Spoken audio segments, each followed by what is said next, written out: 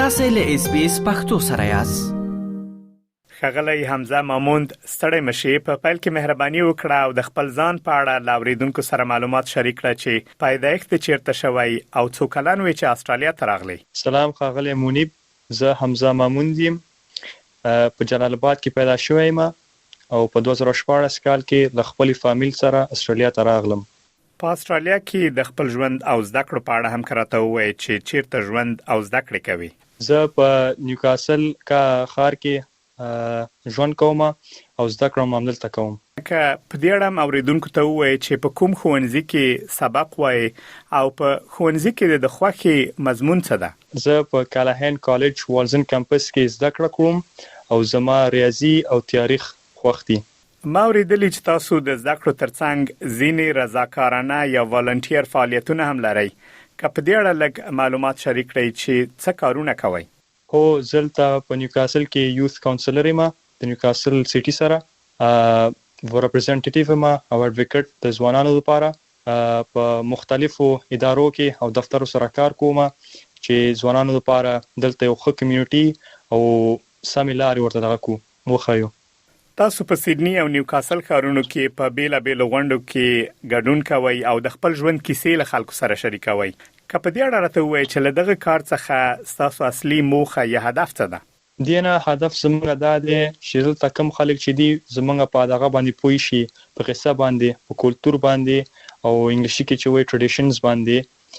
موږ غواړو چې خلک پوه شي چې ریفیوجي دینه یو ریفیوجي ته خلک چې واوري هغه فکر کوي چې خلک د جنگ نه راغلي، خلک ته خرابو ځایونو راغلي، خو دینه شاته غټه قصه ده، دینه شاته ژوند دی، کلتور دی او وی اف لایف چې ورته وایي. ښاغلی ماموند، کله چې تاسو په غونډو کې ګډون وکړئ او هلته د خپل ژوند کیسه له خلکو سره شریکه کړئ، د خلکو غبرګون بیا څه وي؟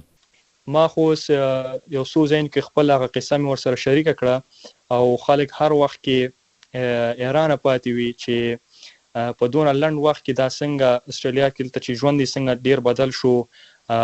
او زه خو اول کې چې لاغلم انګلیسي کې مې مشکل لرلو چې زده کړم او یو څو کال بعد زه د خلکو مخ کې ودرېږم او هغه سره خپل قصه شریکوم. د یو افغان ځوان په توګه د راتلونکي لپاره څه پلان لري او غواړي چیرته ورسیږي په راتلونکي کې؟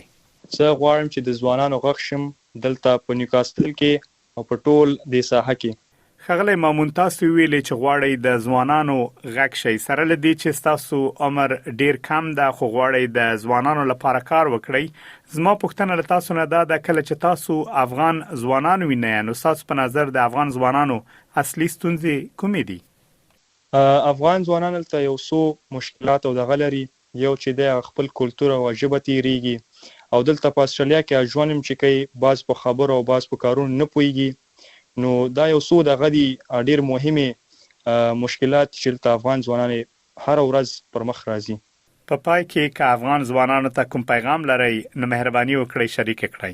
دوی باید کوشش وکړي چې دلته چې غټیږي خپل کلتور او خپل هغه آیډنټیټي وساتي او خپل وطن ته دلته استرالیا ته ګټه ورسوي او خپل افغانستان ته ګټه ورسوي.